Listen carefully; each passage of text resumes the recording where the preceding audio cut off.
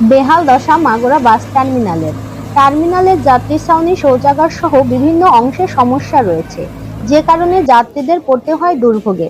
টার্মিনালের রাস্তা খানাখন্দে পরিণত হয়েছে, একটু বৃষ্টিতেই জলাবদ্ধ দেখা যায়, যাত্রীদের পড়তে হয় চরম দুর্ভোগে।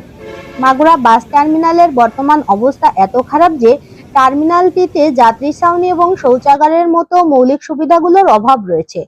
টার্মিনালটির এই বেহাল দশার কারণে যাত্রী এবং পরিবহন শ্রমিক উভয়ের সমস্যার সম্মুখীন হতে হচ্ছে প্রতিনিয়ত। মাগুরার দক্ষিণ-পশ্চিম অঞ্চলের প্রবেশদ্বার হওয়া সত্ত্বেও পৌর বাস টার্মিনালের এই অবস্থা শহরের জন্য একটা বড় সমস্যা বলে মনে করেন মাগুরাবাসীরা।